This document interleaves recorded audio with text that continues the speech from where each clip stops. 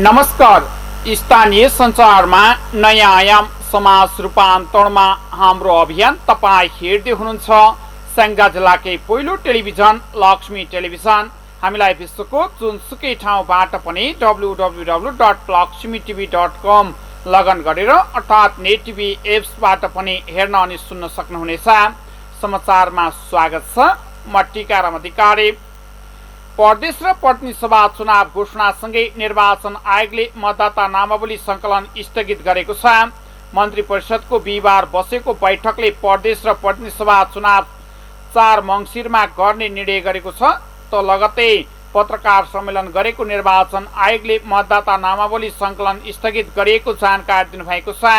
आयोगका प्रवक्ता शालिग्राम शर्मा पौडेलका अनुसार अनलाइन फारम भरेर औँठा छाप र फोटो खिच्ने मिति निर्धारण भइसकेको हकमा भने साउन 21 गतेसम्म समय दिनेछ। 30 वैशाखमा भएको निर्वाचनमा 1,77,33,723 मतदाता हुनुहुन्थ्यो। पछिल्लो पटक आयोगले 1 असारदेखि फेरि मतदाता नामावली सङ्कलन गरेको थियो।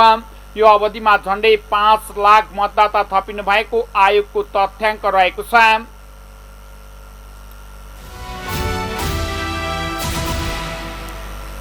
निर्वाचन आयोगले सरकारले घोषणा गरेको 4 मङ्सिरको मितिमा प्रतिनिधि सभा र प्रदेश सभामा निर्वाचन गर्न तयार रहेको बताएको छ। सरकारले निर्वाचनको मिति घोषणा गरेपछि प्रमुख निर्वाचन आयुक्त दिनेश थपलियाले तोकिएको समयमा स्वच्छ निष्पक्ष विश्वसनीय ढङ्गले निर्वाचन सम्पन्न गर्न आयोग तयार रहेको पनि बताउनु भएको छ। उहाँले शुक्रबारदेखि मतदाता नामावली सङ्कलन स्थगित गरेर चुनावको तयारीमा लाग्ने बताउनुभयो। हामीले मतदाता नामावलीको दर्ता प्रक्रिया भोलिदेखि नै स्थगित गर्ने र दर्ता भइसकेका मतदाताहरूको नामावली 6,753 वटा वडा कार्यालयहरूमा सार्वजनिक गरेर आवधिक गर्ने प्रक्रिया सुरु हुन्छ। प्रमुख निर्वाचन आयुक्त थपलियाले भन्नुभएको छ। स्थानीय तह निर्वाचनमा भएका कमी कमजोरी पनि हामीले यसपालि सच्याएर जान्छौँ।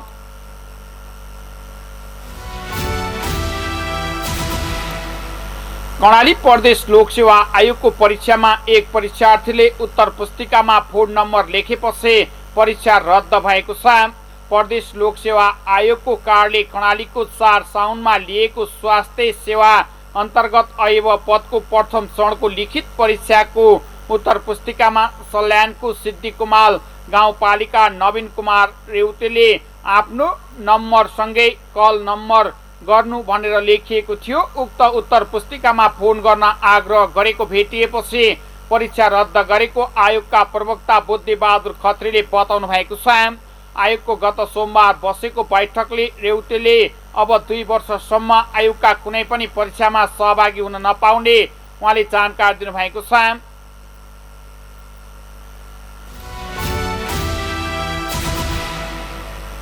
प्रधानमन्त्री शेरबहादुर देउवाको जलवायु परिवर्तन सम्बन्धी सल्लाहकारमा डाक्टर माधव कार्की नियुक्त हुनुभएको छ। कार्कीलाई बिहिबार बसेको मन्त्री परिषद बैठकले प्रधानमन्त्रीको परराष्ट्र मामिला सल्लाहकारमा नियुक्त गरेको प्रधानमन्त्रीका प्रेस प्रमुख गोविन्द परियारले जानकारी दिनुभएको छ। सिन्धुलीको मजुवा स्थित नागीलेकमा जन्मिनुभएका कार्की प्राकृतिक स्रोत तथा जलवायु विशेषज्ञ हुनुहुन्छ। कृषि आयोगका सेवा केन्द्रमा अनुभव लिनुभएका उहाँले नेपालका 60 वटा जिल्ला घुम्नु भएको छ। पोखरामा वन विज्ञान क्याम्पसको संस्थापक क्याम्पस प्रमुखका रूपमा 13 वर्ष अनुभव बटुल्ने भएका कार्कीले अन्तर्राष्ट्रिय गैर सरकारी संस्था IDRC, INEBR र इसिमोड आइसेनमा काम गरिरहनु सक्नु भएको छ। 50 देश घुम्नु भएका कार्की हाल एसोसिएसनका दक्षिण एसिया क्षेत्रीय प्रमुख समेत हुनुहुन्छ।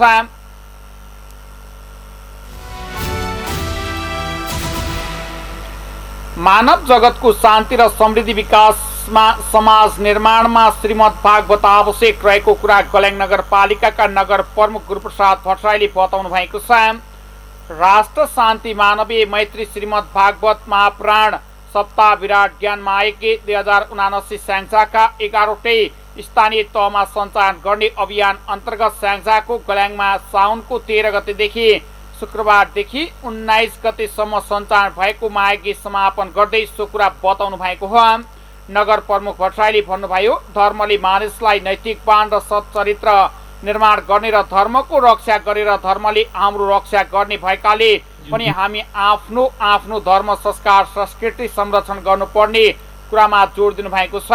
उहाँले भन्नुभयो, व्यक्तिगत लगानीमा आम जनसमुदायलाई धर्मको ज्ञान दिने अभियानमा पण्डित देवनयन लामिछानेले खेलेको भूमिकाको चर्चा गर्दै माइकेबाट प्राप्त गरेको ज्ञानलाई आफ्नो व्यवहारमा उतार्न समेत आग्रह गर्नुभएको थियो। धेरै साना ठुला केही अलिकति केही नकारात्मक विषयवस्तुहरूसँग जोडिने अथवा केही व्यावसायिक हिसाबले यसलाई त्यो ढङ्गको प्रसङ्गतिर चाहिँ लिएर जाने अवस्थाको बिचमा यो जुन हाम्रो श्री देवनयन लामिछानेज्यूको जुन यो आयोजनामा उहाँको एक हिसाबले व्यक्तिगत आयोजनामा जुन खाले चाहिँ यो ज्ञान मागी यहाँ लगाउनु भएको छ, यसका प्रति गल्याङ नगरपालिकाको तर्फबाट र मेरो नगर प्रमुखको हैसियतबाट म हार्दिक आभार प्रकट गर्न चाहन्छु, धन्यवाद दिन चाहन्छु। यी र यस्तै सम्पूर्ण मानव जगतको एउटा संरक्षण मात्रै नरहेर मानव जगतको शान्तिका निम्ति त्यो शान्तिको तत्त्वबाट जन्मने समृद्धि र विकासको एउटा बाटो खोज्नका निम्ति यहाँले जुन यो लगानी गर्नुभएको छ, आफ्नो श्रमको लगानी, आफ्नो भावनाको लगानी, आफ्नो चाहिँ ज्ञानको लगानी गर्नुभएको छ। यसले यो लगानी कहीँ न कतै यो आउने जीवनमा यहाँ र यहाँको चाहिँ यो आवास क्षेत्र, यहाँ र यहाँको आवास क्षेत्र, यहाँ र यहाँको चाहिँ आसपासमा जोडिएको हामी सबै हिन्दू कार्यक्रममा गल्याङ नगरपालिका वडा नम्बर 3 का वडा अध्यक्ष कृष्ण प्रसाद भट्टराई, पण्डित देवनयन लामिछाने, धार्मिक व्यक्तित्व टेकलाल भण्डारी लगायतले शुभकामना मन्तव्य व्यक्त गर्नुभएको थियो। भक्ति देवान्त भागवत प्रकाश मानवता नैतिकता तथा मर्यादा विकास यस पवित्र भगवानको प्रत्येक टोल र बस्तीमा भागवत अमृत रस बाणी प्रवाह गराउने उद्देश्य अनुरूप नवीन वाचक युवा पण्डित देवनयन लामिछानेद्वारा देशैभरि नै राष्ट्र शान्ति मानवीय मैत्री श्रीमद् भागवत 108 विराट ज्ञान मायके 2068 मार्फत 14 गते श्रीपञ्चमीको शुभ मुहूर्तमा स्याङ्जाको बैरगाडीबाट शुभारम्भ गरे। 2074 फागुन 2 गते मासम्म स्याङ्जाको 7वटा स्थानीय तहमा सम्पन्न गरेको र बाँकी 5 स्थानीय तहहरूमा अब गर्ने तयारी रहेको पण्डित लामिछानेले बताउनु भएको थियो। उहाँले भन्नुभयो, भागवतका नाममा विकृति विसङ्गति भएको र ठाउँ ठाउँमा यज्ञ आरम्भ हुने र दान दिनेहरूलाई दोसला उडाउने, ताली पिट्ने, प्रमाणपत्र दिने, भक्तहरूलाई तालीमा मात्रै पिट्न लगाउने र ठुलो धनराशि दिने र उठाउने गरेकै कारण आफूले धार्मिक वा आर्थिक सङ्कलनका लागि नभई धर्मको प्रचार प्रसार र भक्तजनमा भगवानको महत्त्व दर्शाउनका लागि यो कार्य गर्दै हिँडेको स्याङ्जा जिल्लाभरि नै यस्ता कार्य सञ्चालन गर्ने कुरा बताउनु भएको थियो। भागवत वा पैसाका लागि प्रतिस्पर्धाका लागि नभई जनतामा भगवान ज्ञान दिलाउने अभियानका साथ आफू बढेको अगाडि बढ्दै गरेको र गल्याङ नगरपालिकामा आएको र यहाँ आएर सम्मान गर्ने अर्थ सङ्कलन गर्ने एकी नभएको बताउँदै धेरै परिवर्तन गर्न सके पनि ज्ञानका लागि भगवान वा भागवत सञ्चालन गरिएको कुरा उहाँले बताउनु भएको छ। 1 हप्तासम्म सञ्चालन भएको माघेमा 2,22,000 सङ्कलन भएको र 2,07,000 खर्च भए 15,000 बचत भएको आयोजकले जानकारी दिनुभएको छ। श्रीमद् भागवत कथा वाचन, पारायण वा पाठ पारायण, नैतिक शिक्षा, बाल शिक्षा, योग शिक्षा, नित्य हवन, रुद्राभिषेक, ग्रह शान्ति तथा विविध कार्यक्रम सञ्चालन गरी स्याङ्जा जिल्लालाई नै नेपालकै पहिलो भागवतमय जिल्ला बनाउने सत्कर्मका साथ अगाडि बढेको कुरा पण्डित लामिछानेले बताउनु भएको छ। विश्व हिन्दू महासङ्घ गल्याङ नगरपालिका वडा नम्बर 3 का वडा अध्यक्ष नेत्रप्रसाद भुषालको अध्यक्षतामा भएको कार्यक्रमको सञ्चालन छविलाल भुषालले गर्नुभएको थियो।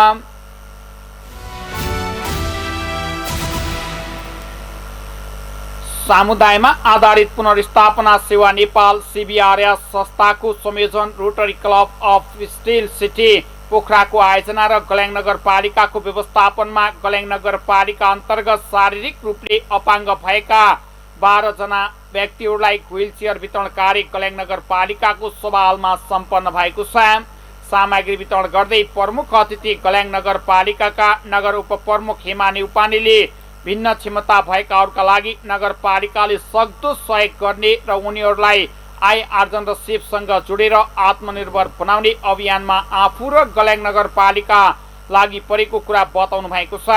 उहाँले भन्नुभयो, भिन्न क्षमता भएकाहरूको पहिचान गरेर उहाँहरूको जीवन रक्षाका लागि गल्याङ नगरपालिकाले नीति तथा कार्यक्रम बनाएर अगाडि बढेको कुरा बताउनु भएको छ। नगर उपप्रमुख नेउपानेले भन्नुभयो, भिन्न क्षमता भएका नागरिकलाई राज्यले प्रदान गर्ने सेवा सुविधाका क्षेत्रमा कुनै कसर बाँकी नराखेर सहयोग गर्ने पक्षमा आफू रहेको कुरा बताउनु भएको छ। परिवारबाट फोन आइरहेको थियो र एकजना हाम्रो सबभन्दा पहिला यहाँ व्हील चेयर आज हस्तान्तरण गर्दै गर्दा लिनुभएको छ हाम्रो दिदी। उहाँ दिदीको अन्तिममा नै नाम टिपाएको मैले उहाँको कृष्ण सर। अनि त्यसपछि यहाँ धेरैजनाले नाम टिपाइसक्नु भएको छ।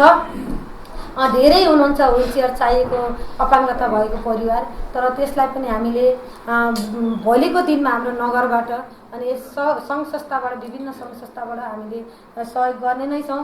र यो कार्यक्रम जुन यहाँसम्म आएर आज हाम्रो यो एउटा यो व्यवस्थापन पनि अहिले हामीले राम्रोसँग गर्न सकिएन, साँगुरो भयो, त्यसको लागि पनि म क्षमा माग्न चाहन्छु। हाम्रो तल नगरपालिकाको हल बन्दैछ, सिटी हल पनि छ तल, तर हामीलाई आज अलि असम्भव भयो बाहिर कार्यक्रम गर्न पनि पानी आइरहेको हुँदा।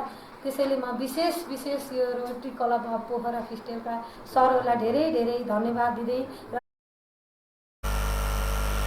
कार्यक्रममा गल्याङ नगरपालिका वडा नम्बर 3 का वडा अध्यक्ष कृष्ण प्रसाद भट्टराई, शिक्षा युवा तथा खेलकुद शाखा प्रमुख केदारराज आचार्य, सामाजिक शाखा प्रमुख डालबहादुर केसी, स्वास्थ्य शाखा प्रमुख Binendra Rana, rotary club of steel city पोखराका प्रतिनिधि विनोद कोइराला लगायतले शुभकामना मन्तव्य व्यक्त गर्नुभएको थियो।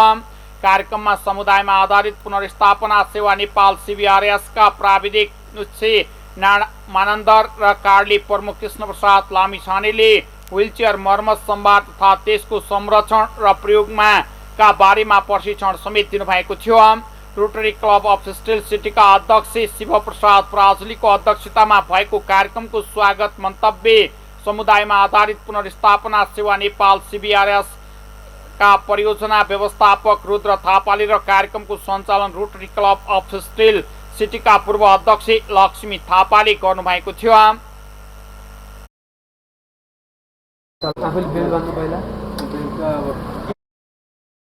यो ब्रेक चेक गरिसकेपछि ठिक छ, अनि ब्रेक छ, ब्रेक लाग्यो, यो चलेन, अनि त्यसपछि हजुरले यो खोल्नु होला र बिरामीलाई सकेसम्म यसरी लिनु होला। बिरामीलाई लिँदा यसरी लिनुपर्ने हुन्छ, यसरी लिनु होला र बिरामीलाई यसरी राख्नु होला, बस्नु। अनि बसिसकेपछि मैले तपाईँलाई ओभरटेक गर्ने है, अनि त्यसपछि बेल्ट बाँध्नु होला। बेल्ट बाँधेर कन्फर्म भइसक्यो, अब यो भइसक्यो भनिसकेपछि अब उहाँलाई यहाँ पनि बेल्ट चाहिन सक्छ। यहाँ बेल्ट चाहियो भने तपाईँ हामीसँग चुन्नी छ होला, यो चुन्नीले यसरी बाँधिदिनु सक्नुहुन्छ।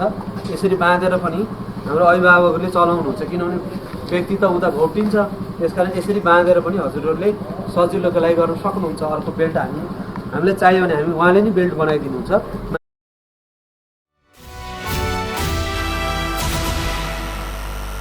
स्याङ्जाको आँधीखोला गाउँपालिकाले बुधबारबाट आफ्नै प्रशासकीय भवनबाट सेवा प्रवाह सुरु गरेको छ।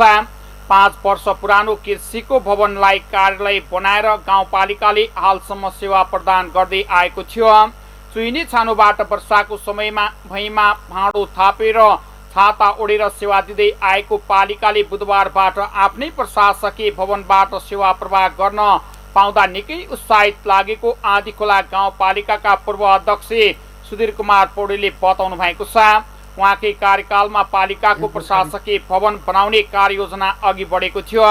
निवर्तमान अध्यक्ष सुधीर कुमार पौडेलले भन्नुभयो, सबै सेवा सुविधा एउटै छानामुनि दिन पाउँदा आफूलाई साह्रै खुसी लागेको र भवन निर्माणका लागि आर्थिक वर्ष 2074-75 मा जग्गा खरिद गरेर 7 करोडमा ठेक्का आह्वान गरेको भए पनि 5 करोडको लागतमा 3वटा भवन, 3 तले 33 वटा कोठा सहितको पक्की सुविधा सम्पन्न भवनबाट आफूभन्दा पछाडिको उत्तराधिकारीको समूहले सेवा दिने अवसर बनेकोमा खुसी लागेको कुरा बताउनु भएको छ।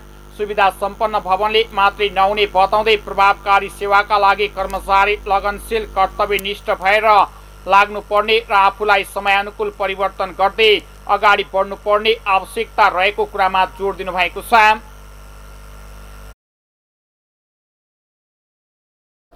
74-75 को आर्थिक वर्षमा हामीले जग्गा खरिद गऱ्यौँ र 75-76 को आर्थिक वर्षमा टोटल हाम्रो यसको बजेट 12 करोडभन्दा बढीको थियो। हामीसित आर्थिक अभावको कारणले त्यसलाई घटाउँदै समथिङ हामीले 7 करोड जतिको टेन्डर आह्वान गरेर 5 करोड समथिङमा यो सम्झौता गरेर यो सुरु गरेका छौँ। यो सुरु गर्ने बेलामा हामीसित भवन निर्माण गर्ने ठेकदारसित कन्ट्र्याक्टेड सम्झौता गर्ने बेलामा हामीसित 20 लाख मात्रै थियो। हामीले 20 लाखबाट सुरु गरेका हौँ। यसको सबै कुरा पुरा गरिसकेका छौँ। यसका धेरै कामहरू गर्न बाँकी छन्।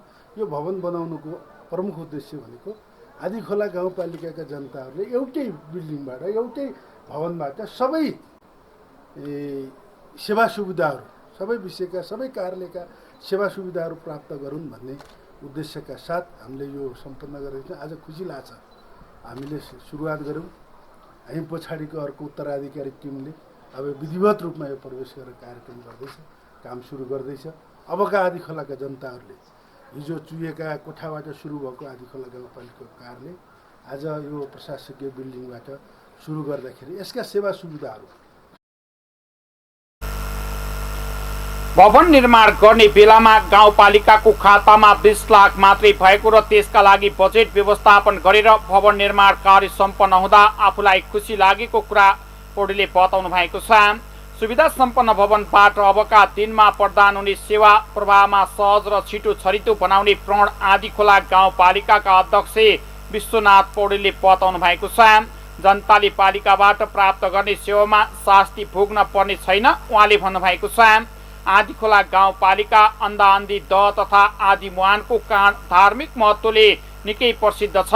त्यसको महत्त्व झल्किने गरी गाउँपालिकाको भवन निर्माण गरिएको र जनतालाई सर्वसुलभ प्रभावकारी सेवाका लागि आफूहरू लागि परेको कुरा अध्यक्ष विश्वनाथ पौडेलले बताउनु भएको छ। अध्यक्ष पौडेलले भन्नुभयो, अत्याधुनिक सेवा सुविधा युक्त भवन, अपाङ्ग मैत्री लिफ्टको व्यवस्थापन भएकाले सेवा प्रवाहमा समेत सहजता हुने कुरा बताउनु भएको छ। उत्पीडित समुदायहरूले उत्पीडनको महसुस गर्न नपर्ने, यहाँहरूका महिलाहरू हामी विभेदमा पर्छौँ, महिला हिंसा छ भन्ने कुराहरू नपर्ने, यहाँका बालबालिकाहरूले यो आदिखोला गाउँपालिकामा बाल मैत्री छ भन्ने अनुभव दिलाउन सकिने, हामीले चाहिँ यहाँ आउने प्रत्येक महिलाहरू स्तनपान कक्षको हामीले सुरुमै आउने बित्तिकै मैले तल भनिसकेको छु, कम्तीमा एउटा स्तनपान कक्षको व्यवस्थापन सुरुमै होस्। कम्तीमा वृद्ध बुवाहरू यहाँहरू आउँदा उहाँहरूले आफ्ना दुःख सुखका कथाहरू सुनाउने, हाम्रो त्यहाँ आफ्ना गफहरू गर्ने किसिमको एउटा चाहिँ उहाँहरूको लागि शीतल चौतारीको शीतल विश्राम स्तरको ठाउँ होस् यहाँ आउने किसिमले भनेर एउटा पहिलो सेवाको छ भने त्यसपछि दोस्रो विकास। हाम्रा यी दुईटा मुख्य बाटाहरू आदिखोलाको एउटा नमुनाको रूपमा रहेका नागडाँडादेखि कार्कीनेटा जाने एउटा बाटो भने पुत्लीखेत हुँदै हाम्रो फापरथुम चिलाउनेबास अन्धान्धी दह हुँदै ठ्याक्कै कार्कीनेटा जोडिने अर्को त्यस्तै समानान्तर रूपमा लानुपर्ने बाटो छ। पहिलो यो बाटोको काम लगभग सुधीर दाईको नेतृत्वले अब सम्पन्न गरेको छ। यो बाटोको विषयमा फाइल बोकेर हिँड्नुपर्ने अवस्था मेरो लागि छैन। अब कम्तीमा यो पुत्लीखेत हुँदै कार्कीनेटा जाने बाटोको फाइल अगाडि बढाउने मेरो प्रमुख बाटोको हिसाबले प्रमुख दायित्व मैले कति सक्छु इमान्दारिताका साथ त्यो क्षेत्रमा लागू हुने अग्रज व्यक्तित्वहरू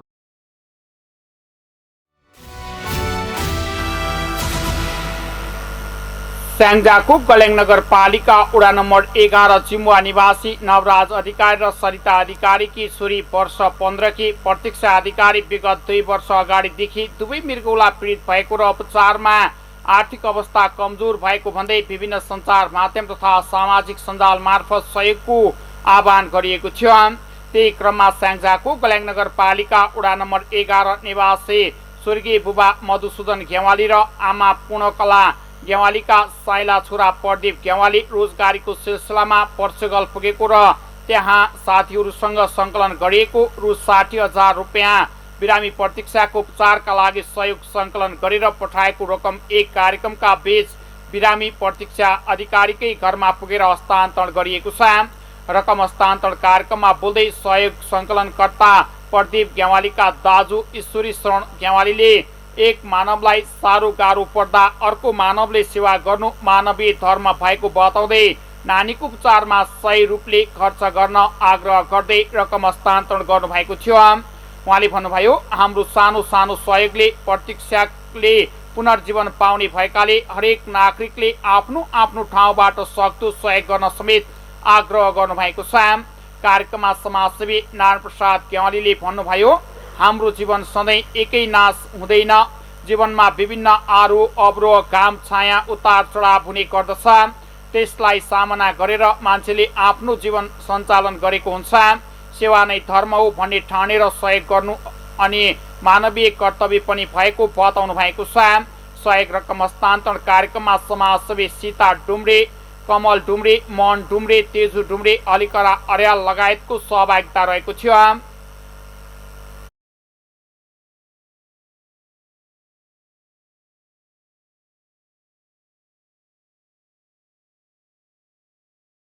अहिले निज प्रदीप गेवालीका अग्रज दाजु ईश्वरी शरण गेवालीले पीडकहरूका हजुरआमा बुवाहरूलाई यो सहयोग रकम हस्तान्तरण गरिरहनु भएको छ।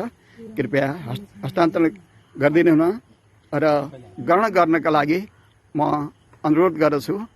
धन्यवाद। यो प्रदीप गेवाली, तिम्रो सधैँ जय होस्, तिम्रो कल्याण होस्।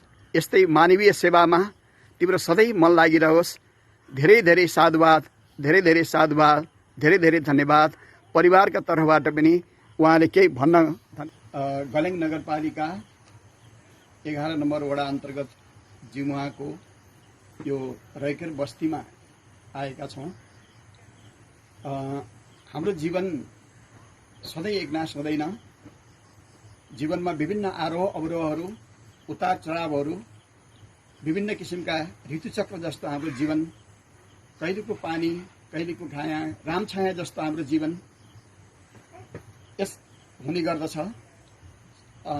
संयोग अथवा दैवको इच्छाले गर्दा नवराज अधिकारीकी छोरी, नवराज अधिकारी र लक्ष्मीकी छोरी प्रतीक्षा अधिकारी, जो उमेरले पनि भर्खर यौवन अवस्थामा प्रवेश मात्रै गर्न लागेको त्यो सानो उमेरमा दुवै मृगौलाबाट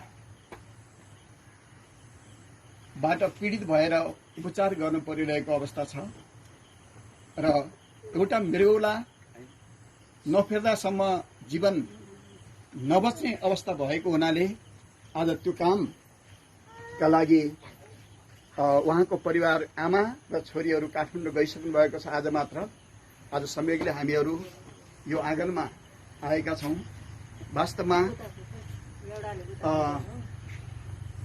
दुःख पर्दा, विपत्ति पर्दा सहयोग गर्नु सबभन्दा ठुलो मानवीय धर्म हो। परोपकाराय फलन्ति वृक्षा, परोपकाराय वहन्ति नद्य, परोपकाराय दुहन्ति गाव। तपाई हेर्दै हुनुहुन्थ्यो लक्ष्मी टेलिभिजन। अर्को समाचारमा पुनः सुने पाचा गर्दै अहिले भने समाचार युनिटबाट बिदा हुन चाहन्छौँ। तपाई भने हेर्दै गर्नुहोला लक्ष्मी टेलिभिजन। नमस्कार।